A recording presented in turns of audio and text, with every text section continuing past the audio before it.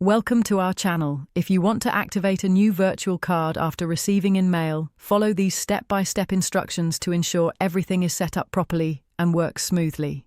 Step 1.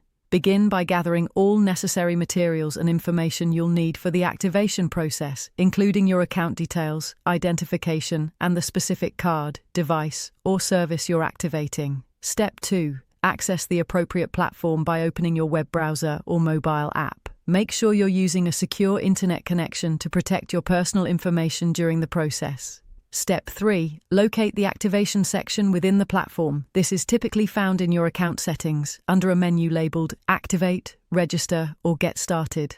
Look for clear instructions or prompts. Step 4. Enter all required information accurately, including card numbers, serial codes, or account credentials. Double-check each entry to avoid errors that could delay activation. Step 5. Follow any verification steps that appear on screen. This may include receiving a confirmation code via text message or email, which you'll need to enter to proceed with activation. Step 6. Review all terms and conditions carefully before accepting. Make sure you understand any fees, limitations, or usage policies that apply to your activation. Step 7. Complete the activation by clicking the final confirmation button. You should receive an on-screen message indicating successful